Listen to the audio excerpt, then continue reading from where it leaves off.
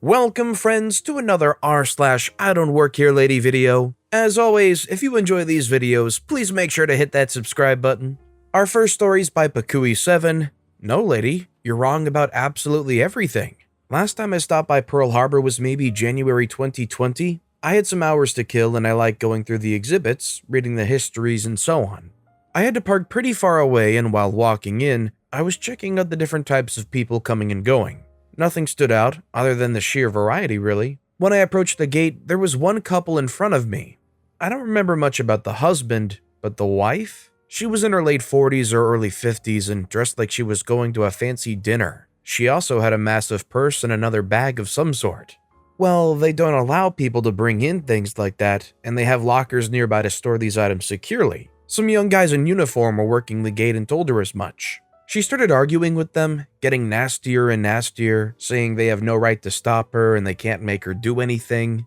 When she said they were just little ticket boys and she'd get their boss to fire them, someone behind me told her to have some class and remember where she is. Right then, a bunch of others in uniform passed us on the right and opened up another small gate. She started complaining to them, but they were too focused on something else.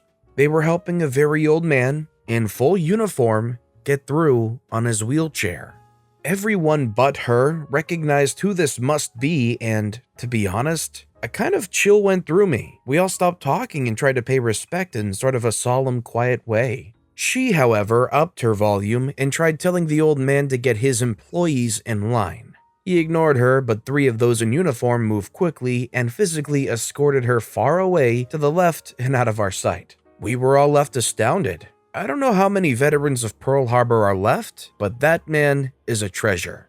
Let me ask you guys, have you ever been to any kind of exhibit like this, memorializing either tragedies or heroic moments in history? Let me know in the comments down below. This next story is by Alphabet Blues, carrying a comically large stack of clothes, but I don't work here, a wholesome tale. Back in the before times, pre-COVID, I went to a department store to pick up some outfits for a friend's wedding. I say outfits, plural, because in my friend's culture, weddings take place over several days, with many different events. I was picking out at least 3 dresses with matching jackets and shawl options as I wasn't sure what would look good whilst being considered appropriate and modest. I was too nervous to wear a sari. I've never worn one before and even though they're beautiful, I'd have no idea how to put it on and take it off. It's not something I would have wanted to bother the bride or her family with during their wedding.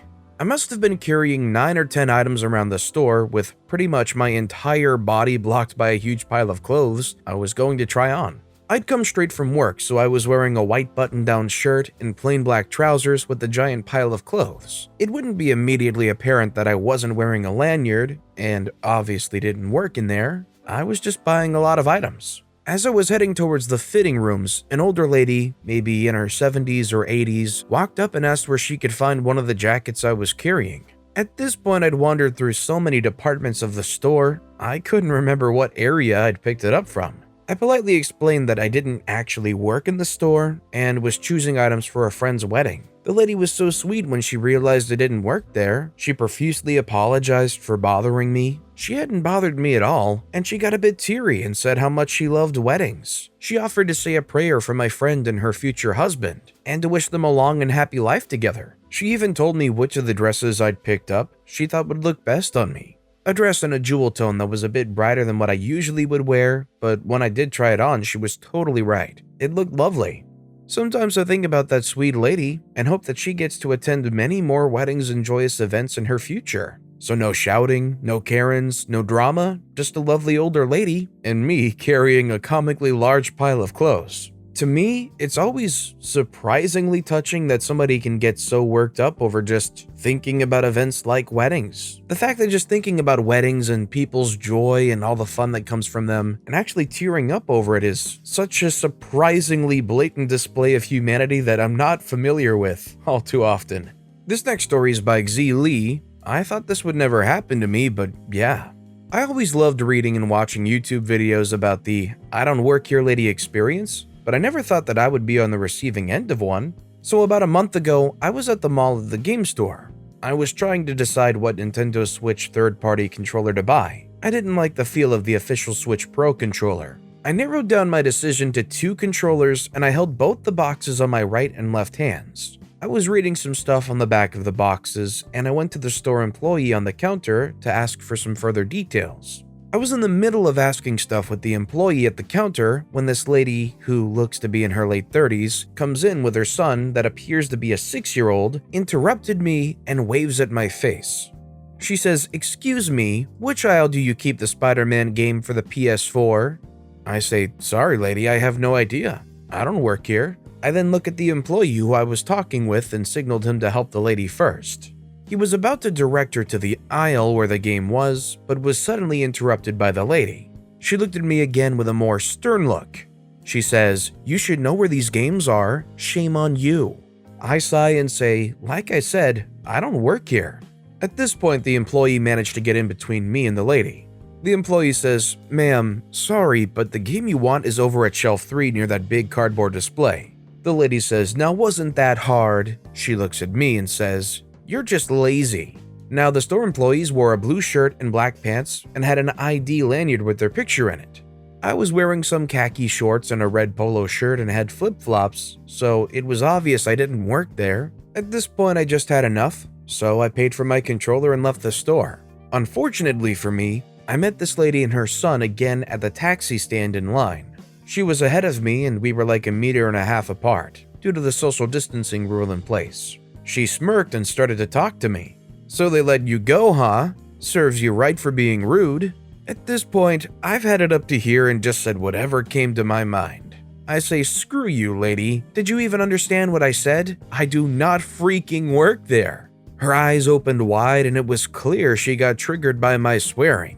She exploded like a balloon and started telling me how inappropriate it was to speak to her that way, especially in front of her son. There was another person who just got in line behind us, and they started to notice what was going on, but had enough sense to not butt in. So the next taxi came around and was waiting for the next passenger to get in, which was the lady and her son. However, she was so preoccupied with her shouting at me that she ignored the taxi driver who had rolled the windows down on the driver's seat and began asking who was supposed to be next in line. The lady was still babbling about how horrible I am, so I did the only thing to get back at her. I cut the line and took the taxi and told the taxi driver that I'd give him an additional tip if he skipped over this lady. The taxi driver agreed, and we drove out of there. If I was the taxi driver and I pulled up and I saw some random couple people arguing, honestly at that point I'd just take whoever got in the taxi first regardless and just got out of there. Who has the time or the desire to get involved in that stuff? Our next story is by Middle Kerr, Doctor's Office Misdirect. Sometime back, I began to get several calls a day from older folks asking for different doctors. I thought it was odd, and after a week of instructing people that, no, this is OP, I asked one where they got my number. Apparently, it was on a handout for a new clinic in the Portland area. The wrong caller was kind enough to look over the pamphlet and explain to me the numbers listed, and they realized they called a digit off. The clinic's main number was identical to mine, save for a 6 that looked like an 8 due to the size of the text in the dark-colored pamphlet. Those with poorer eyesight were calling me by mistake. It was annoying to get so many calls, but I was also concerned about the elders calling me. Some had tried to start with their personal information. I assumed that the normal receptionist verifies their identity first for some things. If my number belonged to someone else, identities could have been stolen. So I called the clinic and explained the situation to the receptionist. She was kind and understanding and got me connected to the clinic administrator as soon as I stated my concerns. The admin, however, well, she was not happy to talk to me. "Who is this?" she snipped at me the second she answered the line. I was taken aback but gave my first name and explained what was happening and what I found. When I mentioned my concerns over the personal information of the patients, she interrupted me and stated, "Well, you'll just have to change your number." Admittedly, I got a bit annoyed at being treated like I was at fault. I've had my number for years before this clinic came up. I responded and stated that I would not. Either they could change their number or fix the pamphlets. The admin stated their font is within ADA requirements and that if I didn't want to receive misdialed calls, it was on me to fix the problem before she hung up on me. Fine then. For the next couple weeks, I answered my phone with the phrase, "Hello, this is OP. May I have your name and social security number?" Most hung up or questioned me and then hung up when I stated that I was just some dude. However, about a third did just up and give me their information, which I didn't keep, obviously. To those lucky few, I explained why they misdialed me, that I would not retain or use their social security number, and the majority who stayed calm or I calmed down, I directed them to call and ask for the clinic admin. The call stopped shortly thereafter. I checked Google, and sure enough, their number had changed. I can only imagine the calls that admin got. Although I don't know if you needed the social security number aspect of it, I do think this is a good example of work smarter, not harder. All these people are coming to you thinking you're the clinic. Make them do the labor. Use them to drive the point. Having all these people that misdial constantly call the clinic admin specifically and just bombard them with all these calls makes them realize this is an issue they have to fix. It won't just go away by trying to ignore the little guy. This next story is by Boofrick. Right phone number, wrong decade. Once upon a time, I moved to a small town. The telephone company gave me a phone number, and for the next 12 years until I moved away, I received these phone calls. One caller said, "Hi female name, will you be open Tuesday next week?" I'm male and answered with hello. Another saying, "Do you have some sort of cloth and color?" Another saying, "Hello, Fabric Den?"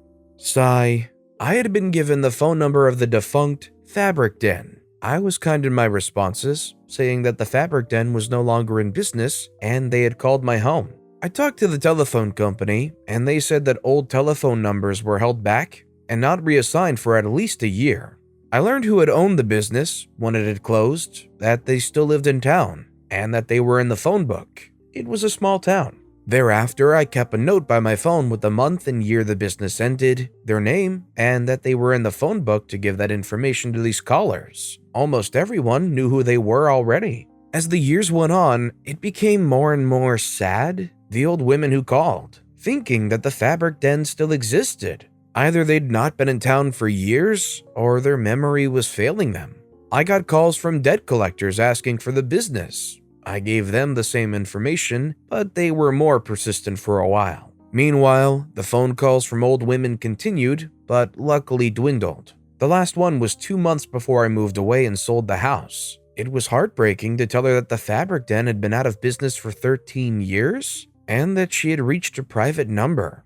I don't think it necessarily means it's a sad situation. It just means the people had some kind of old information somewhere, whether that's an old phone book, an old note, or something like that. While in some situations it could have been something sad, especially in a small town where maybe not a lot of people change their numbers all too often, I don't know if it's really something to get too upset about. And our final story of the day is by some random fooker. Lady demands the manager to give me, a student, some raise or promotion. For background, I was a 19-year-old college student in a university under the hospitality course, majoring in culinary entrepreneurship, and every week we have to buy ingredients for our cooking and baking subject. Our categories was petite four cakes. In our groups, each member were assigned to buy certain ingredients based on availability as we go to university or back home. Our uniform, quite important, consists of a light cream short-sleeve polo, green and blue striped necktie, dark blue vest with our university course logo embroidered on the left chest side, dark blue pants, black shoes, and an all-yellow ID lace and card. While an employee uniform is wearing a short-sleeve white polo shirt with a company logo, black pants and black leather shoes, they also have a dark blue ID lace and white ID. On to the story, the class ended, and I decided to buy the ingredients in a supermarket near the train station. As I arrived on that station, I went straight to the mall and onto the supermarket area. At the supermarket, I removed my necktie and vest and put it in my bag and placed it in claim and deposit stations because big bags were not allowed. You might sneak a few things. The only ingredients assigned to me was heavy cream and powdered sugar, so I went to the dairy and creamery section first. As I picked up the cream and placed it in a basket, an old lady went to me, and here's how the conversation goes. The nice lady says, "Excuse me, sir." I say, "Yes, ma'am." She says, "Can you help me find butter? The one I bought yesterday was margarine. It gives a weird texture on my cookies." I say, "Sure, ma'am." As the creamery and dairy section were close to each other, I went as well on suggesting items for her. If you want a cheap one, this brand has a good unsalted and salted butter for you, but if you want quality, I recommend this for you. I use this when I bake some myself. The nice lady says, "Thank you, young man. May I ask for your assistance on finding more baking needs? I might need your suggestion on this one." Me, being a good boy, helped her as I also get my second and last item. She says, "Thank you so much, young man. I can take care of the rest now." And I say, "You're welcome, ma'am." Because of helping her, I decided to buy a soda and snacks for my trips back home before going for checkout. As I finished shopping, I saw the same lady with the manager talking about a nice young man who helped her and demanding to give that person a raise. When she saw me as I claimed my bag, she approaches me and she points to my direction and said this to the manager. "That's him. That's the young man I was talking about. I'd like to ask on giving him a raise for helping me." The manager says, "Ma'am, I appreciate your good feedback, but I'm sorry, he doesn't work here." She says, "Wait, you don't work here?" I say, "Sorry, ma'am, but I'm only a student. Here's my ID. I think you mistook me for an employee due to the almost similar uniform." The nice lady says, "Oh, how embarrassing of me to ask a complete stranger and waste the manager's time." The manager says, "It's fine, ma'am. If he was actually to work here, I'd consider your comment to him." I say, "It's fine for me too, ma'am. I'm not that busy anyway, and I'm just helping when I can, even if I don't work here." She says, "I'm sorry again, and thank you very much for helping me." I say, "You're welcome again, and I'm happy to help." From that day on, I went my way home and eating my snacks feeling more delightful just because I helped a person when I could. Sorry, no complaints and no Karens, just a wholesome ending here. We don't need stories riddled with Karens and aggressive accusatory behavior. Sometimes all we need is a good story of people helping other people. But with that being said, that's all the time we have for today. As always, if you guys have any favorite videos of this bunch, let me know which one in the comments down below and why. And if you enjoyed the stories in general, if you could subscribe to this channel, it'd mean a lot to me. I make these videos daily, and it's by far and away the best way to support my channel. So no matter what you did, whether it was subscribing or liking, leaving a comment, I just appreciate the heck out of you guys. And as always, I'll be back tomorrow with even more stories right here on the Storytime channel.